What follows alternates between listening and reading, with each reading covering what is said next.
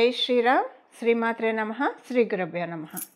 2025 సంవత్సరం నవంబర్ 28వ తారీఖు ఒక విశేషాంశం గోచారంలో చోటు చేసుకుంటుంది. ఈ విశేషాంశం ఏంటంటే కర్మఫలదాత అయిన శనేశ్వరుడు మీనరాశిలో వక్రత్యాగం చేస్తున్నారు. వక్రత్యాగం చేసి సవ్యగతిలోకి ఆయన సంచారం ఉండబోతుంది. వక్రత్యాగం చేసి సవ్యగతిలోకి ఆయన మీనరాశిలో ఉండడం వల్ల ద్వాదశ రాశుల వాళ్ళకి, ద్వాదశ లగ్నాల వాళ్ళకి ఎలాంటి ఫలితాలు ఉంటాయో మనం ఇప్పుడు చూద్దాం.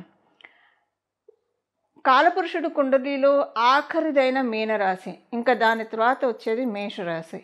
సో ఈ 12వ స్థానంలో శనేశ్వరుడు వక్రగతి కావచ్చు, శనేశ్వరుడు సవ్యగతి కావచ్చు. ఈ రెండు కూడా చాలా మేజర్ రోల్ ప్లే చేస్తాయి ద్వాదశ రాశుల వాళ్ళకి, ద్వాదశ లగ్నాల వాళ్ళకి. ఈ ముఖ్య భూమిక ఏంటి, ఏ విషయాల్లో బాగుంటుంది, ఏదన్నా విషయాల్లో జాగ్రత్తల్ని సూచిస్తుందా, ఇవన్నీ కూడా మనం ఇప్పుడు ఒకసారి తెలుసుకుందాము. ద్వాదశ రాశుల వాళ్ళకి, ద్వాదశ లగ్నాల వాళ్ళకి యూనిక్గా అందరికీ, అంటే ద్వాదశ రాశుల వాళ్ళకి, ద్వాదశ లగ్నాల వాళ్ళకి, 27 నక్షత్రాల వాళ్ళకి అందరికీ అప్లికేబుల్ అయ్యే పాయింట్స్ ఒకసారి మనం ఇప్పుడు చూద్దాం. మీనరాశిలో ఆయన సంచారము సవ్యగతిలోకి వస్తూ ఆయన సంచారము ఒక రకంగా కొన్ని స్తంభించి ఉన్న పనులు, అంటే ఆయన వక్రగతిలోకి వెళ్ళి కూడా మేలే చేశాడు. ఎందుకంటే వక్రగతి కుంభరాశి వైపు కాబట్టి కొన్ని మేలు కూడా జరిగింది. అయితే దాంట్లోనే కొంచెం స్తంభించిపోయిన అంశాలు కూడా ఉన్నాయి. ఇప్పుడు మీ రాశి వాళ్ళకి, ద్వాదశ రాశుల వాళ్ళకి, ప్రతి ఒక్కరికేనండి ఈ గడిచిన శనేశ్వరుడు వక్రగతిలో ఉన్నప్పుడు ఏ విషయాల్లో అయితే స్తంభించినట్టు అనిపించడం. ఇప్పుడు కొన్నిసార్లు ఆర్థిక విషయాల్లో స్తంభించినట్టు అనిపించవచ్చు, లేదా కొన్నిసార్లు విదేశాలు వెళ్ళాలని ప్రయత్నం చేస్తుంటే అక్కడ స్తంభన, ఇలాగ రకరకాల ఏదో ఒక విషయంలో ఏదన్నా పని అనుకుంటే జరగకపోవడం, అలాంటిది ఏదన్నా జరగడము, అది ఇప్పుడు వక్రత్యాగం వల్ల ఈ స్తంభించిన విషయాలన్నీ కూడా అన్ఫ్రీజ్ అవుతాయి. ఫ్రీజ్ అయ్యి ఉన్న విషయాలన్నీ కూడా అన్ఫ్రీజ్ అవుతాయి. అన్ఫ్రీజ్ అయ్యి కాస్త కొంచెం ఒక వెసులుబాటు, కొంత మూమెంట్ వస్తుంది. అయితే శనేశ్వరుడు వక్రగతి లబ్ధి కూడా చేకూర్చింది. ఎందుకంటే కుంభరాశి కాబట్టి కొంతమందికి మనం చూసుకుంటే అంతకు ముందుతో కంపేర్ చేస్తే ఫైనాన్షియల్గా పురోభివృద్ధి కూడా డెఫినెట్గా చూసే ఉంటారు. అది ఏ రాశి వాళ్ళు చూసి ఉంటారు అనేది మీ రాశికి వచ్చినప్పుడు మనం మాట్లాడుకుందాం. ఇప్పుడు ఏంటంటే ఆయన వక్రగతిలో ఉన్నప్పుడు ఏవేవైతే మైనస్ ఉన్నాయో అవి సవ్యగతిలోకి వచ్చినప్పుడు ప్లస్ అవుతాయి. సింపుల్గా చెప్పాలంటే వక్రగతిలో ఉన్నప్పుడు ఏదైనా విషయంలో మైనస్ అవి ఉంటే అవి ఇప్పుడు ప్లస్ అవుతాయి. ఒక్కొక్క రాశి వాళ్ళకి, ఒక్కొక్క లగ్నం వాళ్ళకి ఏ విషయాల్లో మైనస్లు అయినాయి, ఇప్పుడు వాటిల్లో ఏవి ప్లస్గా టర్న్ అవ్వబోతున్నాయి. అలాగే మీనరాశిలో సవ్యగతిలో శనేశ్వరుడు సంచారం ఏదైనా శుభాంశనిస్తున్నా, జాగ్రత్తలను సూచిస్తున్నా, వీటికి చేసుకోవాల్సిన పరిహారము అవన్నీ కూడా ఇప్పుడు మనం తెలుసుకోవడానికి తెలుసుకుందాము. మకర రాశి, మకర లగ్నంలో ఉన్న వాళ్ళకి, మీకు మకర రాశి, మకర లగ్నంలో ఉన్న వాళ్ళకి తృతీయ స్థానం నుంచి ద్వితీయ స్థానంలోకి ఆయన వక్రగతిలో ఉన్నాడు ఇన్నాళ్ళు. సో ఆయన వక్రగతిలో ఉన్న సమయంలో మీకు కమ్యూనికేషన్ రిలేటెడ్ ఇష్యూస్ అయితే డెఫినెట్గా మీరు చూస్తారు.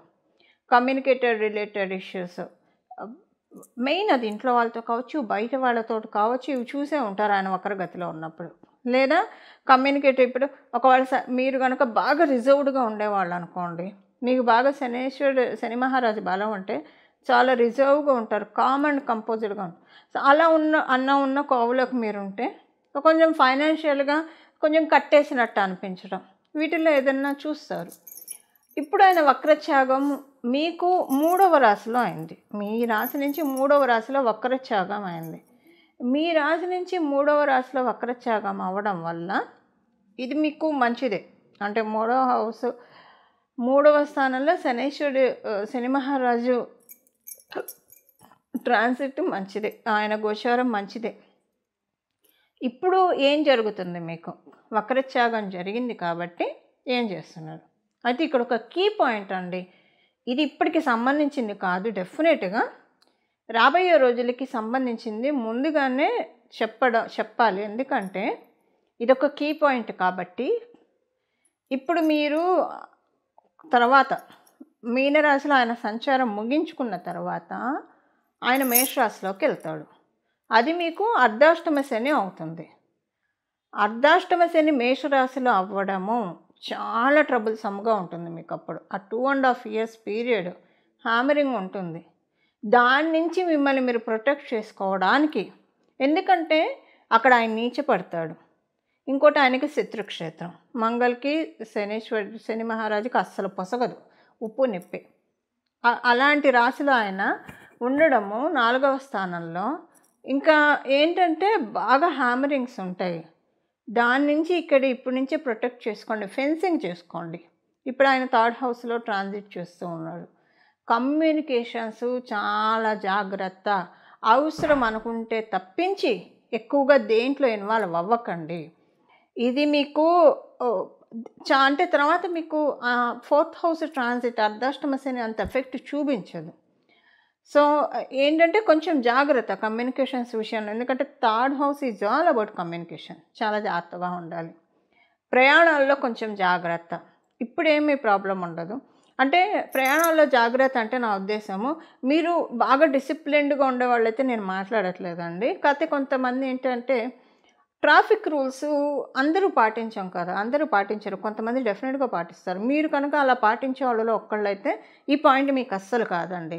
ఒక్కళ్ళు పాటించకుండా అంటే పర్వాలేదు, మనకి ఆఫీస్ టైం అయిపోతుంది లేదంటే వెళ్ళాలి అని సిగ్నల్ పడినా ఆగకుండా, ఎవరు లేరు కదా, ఎవరు చూడట్లేదు కదా అని వెళ్ళిపోవడము, లేదా రాంగ్ వేలో ఇలాంటివి ఏదైనా ప్రాక్టీస్ మీరు చేస్తూ ఉంటే దయచేసి ఇప్పుడు స్టాప్ చేసేయండి. ఇప్పటికిప్పుడు వచ్చే ఇబ్బంది అయితే ఏముండదు. అర్ధాష్టమ శనిలోకి వెళ్ళిన తర్వాత దీన్నంతా అప్పుడు లెక్కలు మంగళ తీస్తాడు. ఈయనేం చేయడు కానీ శని మహారాజు ఏం చేయడు కానీ మంగళ తీస్తాడు అనమాట. తీసి అప్పుడు హ్యామరింగ్ ఉంటుంది. అందువల్ల ట్రావెలింగ్లో జాగ్రత్తగా ఇక్కడి నుంచే కొంచెం డిసిప్లిన్డ్గా ఉంటే కనుక, మన మాట విషయంలో డిసిప్లిన్డ్గా ఉండాలి, ట్రావెలింగ్ విషయంలో డిసిప్లిన్డ్గా ఉంటే చాలా మంచిది. అంటే ఇప్పుడు వీటి వల్ల ఇప్పుడు ఎట్ ప్రజెంట్ వచ్చిన ఇబ్బంది అయితే ఏం లేదు, బాగుంది మీకు. ఆయన సవ్యగతి మంచి ఫలితాన్ని ఇస్తాడు డెఫినెట్గా. కాకపోతే రాబోయే రోజుల్లో చాలా ఇబ్బందులు రాకుండా, అంటే అర్ధాష్టమ శని ఇబ్బంది పెట్టకుండా ఉండడానికి ముందుగానే ఫెన్సింగ్ చేసుకోవడం అనమాట ఇక్కడి నుంచి. సో అయితే ఇక్కడ ఏంటంటే ఇంకొకటి, ఇప్పుడు 3rd హౌస్లో ఆయన మీకుంటూ బెనిఫిట్స్ ఇస్తున్నాడు. ఏ విషయాల్లో బెనిఫిట్స్ ఇస్తున్నాడు? ఫైనాన్షియల్ మ్యాటర్స్లో డెఫినెట్గా కొన్ని మంచి మార్పులు మీరు చూస్తారు. మకర రాశిలో పుట్టిన వాళ్ళైనా సరే, మకర లగ్నంలో పుట్టిన వాళ్ళైనా సరే, ఏదో ఒక అదృష్టం చూస్తారు మీరు. ఇప్పుడు ఈ శనీశ్వరుడు మీనరాశిలో ఉన్న సమయంలో, అంటే ఈ డౌన్ ద లైన్ ఆయన ఇంకా కొన్నాళ్ళు సంచారం చేస్తాడు. ఏదో ఒక మంచి విషయం మీరు చూస్తారు. ఇప్పుడు ఒక అదృష్టకర సంఘటన, అది మీ పిల్లలకి సంబంధించింది కావచ్చు, మీకు సంబంధించింది కావచ్చు, ఏదైనా మీరు చూస్తారు. అలాగే కొంచెము అనుకోకుండానే కొన్ని ట్రిప్స్ వెళ్తారు మీరు. ట్రిప్స్ అంటే డెఫినెట్గా పని మీద అయినా వెళ్ళచ్చు, లేదా తీర్థయాత్రలాగా అయినా చేయడానికి అవకాశాలు ఎక్కువగా ఉన్నాయి. లైజనింగ్ వర్క్స్ చేయడానికి ఇది మంచి టైం, అనువైన టైం ఇప్పుడు లైజనింగ్ వర్క్స్ చేయడానికి. అలాగే మీరు ఏమంటారు, సెల్ఫ్గా మిమ్మల్ని మీరు డెవలప్ చేసుకోవడానికి, మీ స్కిల్ సెట్ని పెంచుకోవడానికి కూడా ఇది చాలా మంచి టైం. రీసెర్చ్ చేయండి బాగా. ఇక్కడ ఏంటంటే కాలపురుషుడు కుండలిలోంచి 12th హౌస్ అయింది, మీ జన్మజాతకం నుంచి 3rd హౌస్ అయింది. అంటే మీ రాశి నుంచి 3rd హౌస్ అయింది. So 3rd and 12th access పడడం వల్ల ఇక్కడ మీకు ఏంటంటే కొన్ని కర్మదోషాన్ని బర్న్ చేసుకోవచ్చు కూడా. ఎలా?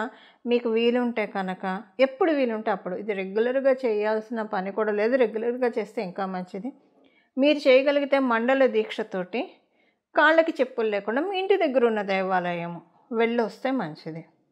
లేదా అంటే కాళ్ళకి చెప్పులు లేకుండా రోడ్డు మీద ఏమైనా ఉంటే చెప్పులు వేసుకొని వెళ్తామంటే చెప్పులు వేసుకొని వెళ్ళండి. అక్కడ కనీసం ఒక 40 ప్రదక్షిణలు వెళ్ళిన దేవాలయంలో చేయండి.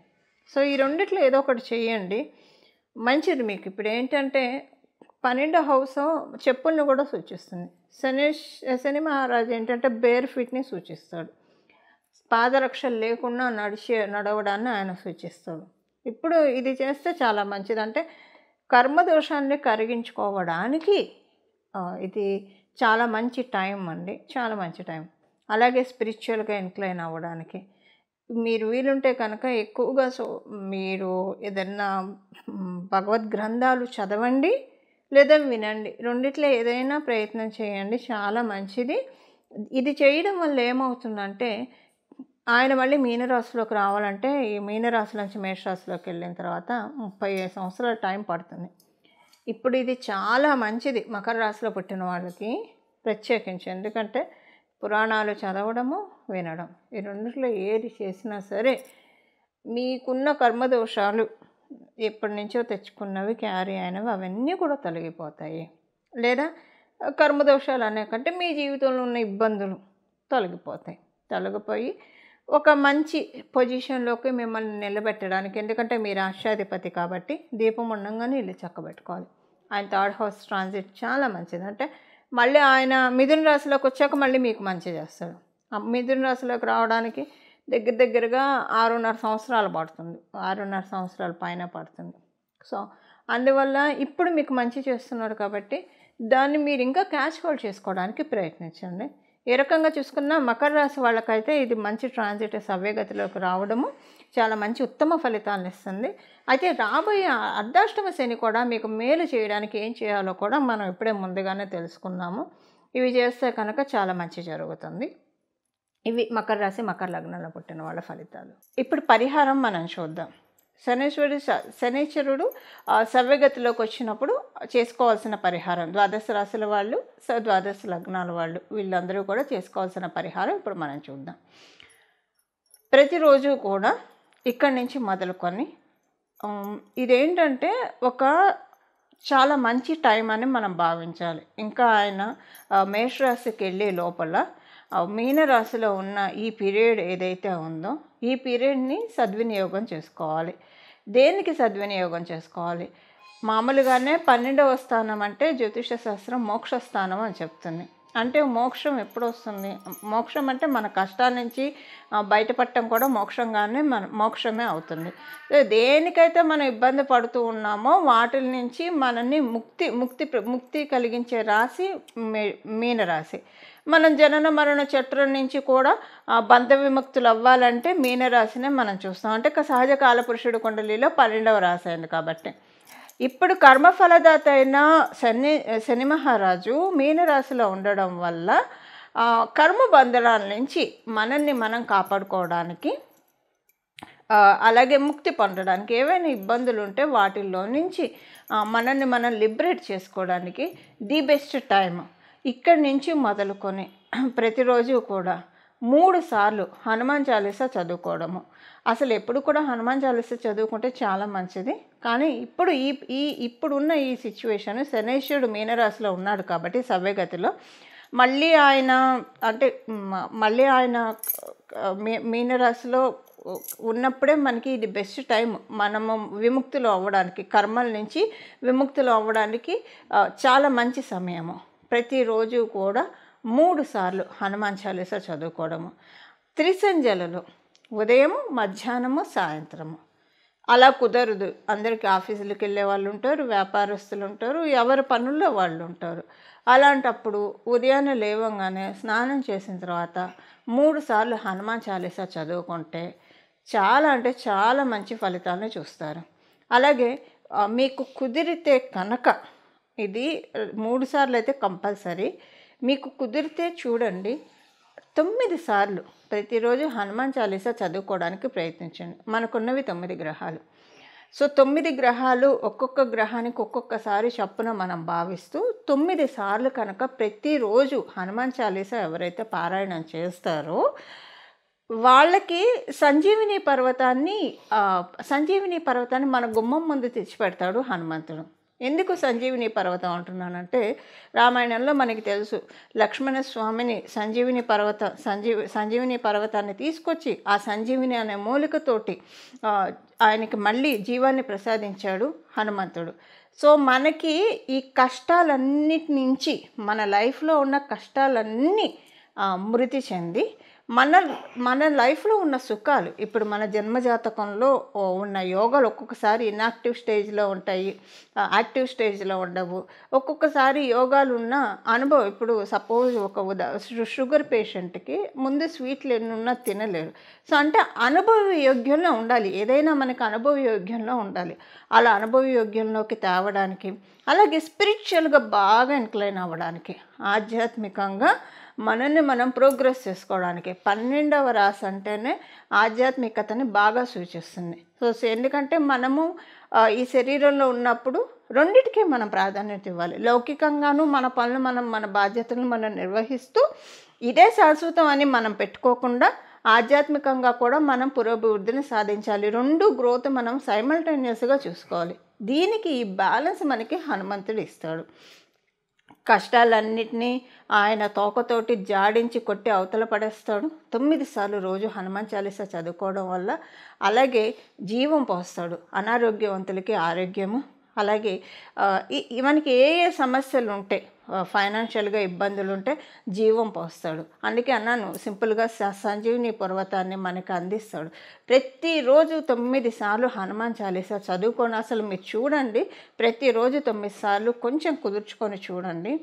తర్వాత ఈ రిజల్ట్స్ మీరు చూశాక మీరే వదిలిపెట్టరు. ఎందుకంటే మనకి ఎప్పుడూ కూడా మంచి శుభాంశలే మనం కోరుకుంటాం కదా. ఎప్పుడు కూడా లైఫ్లో మనం ఛాలెంజెస్ని అధిగమించుకుంటూ సక్సెస్ని సాధిస్తూ, అలాగే మన లైఫ్ డెఫినెట్గా ఐడియల్గా ఉండేట్టు, 10 మందికి ఆదర్శప్రాయంగా ఉండేట్టు మనల్ని మనం మలుచుకోవాలి. కాబట్టి వీటన్నిటికీ కూడా హనుమంతుడు చక్కగా ఒక కర్టన్ రైజర్ అని చెప్పచ్చు.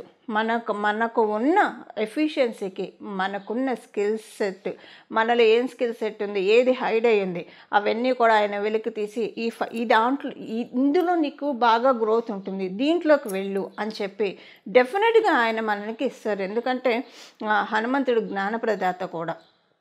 సూర్యనారాయణ మూర్తి నుంచి విద్యల్ని అభ్యసించి ఆయన మనకి అన్నిటినీ కూడా అందిస్తాడు, వేద జ్ఞానాన్ని అందిస్తాడు. హనుమత్ చరణాలను పట్టుకోవడం చాలా మంచిది.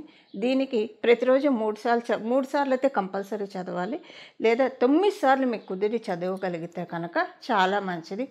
3 సార్లు చదవలేని వాళ్ళు వినడానికి ప్రయత్నించండి. 3 సార్లు అయినా 9 సార్లు అయినా, కానీ శ్రద్ధ పెట్టి వినాలి, శ్రద్ధగా వినాలి. అలాగా చదవడం, వినడము కుదిరితే ప్రతిరోజు కూడా భజే వాయుపుత్రం, భజే వాయుపుత్రం, భజే వాయుపుత్రం, భజే వాయుపుత్రం, భజే వాయుపుత్రం అని హనుమంతుడిని స్మరిస్తూ ఉంటే కనుక సన్మంగళాలు, హనుమంతుడు మంగళప్రదుడు.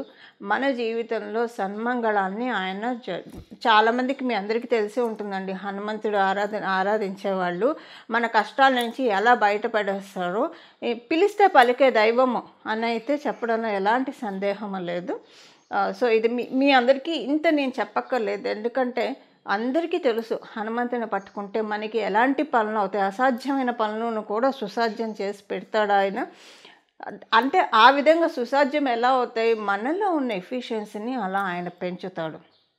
సో మనందరం కూడా ఈ సమయాన్ని సద్వినియోగం చేసుకొని హనుమత్ కృపకి పాత్రులయ్యి తద్వారా మన జీవితాన్ని ఆనందమయంగా సాగించాలని చెప్పి నేను కూడా మనందరి తరఫున హనుమంతుడిని మనస్ఫూర్తిగా ప్రార్థిస్తూ మంగళం. నమో భగవతే వాసుదేవాయ.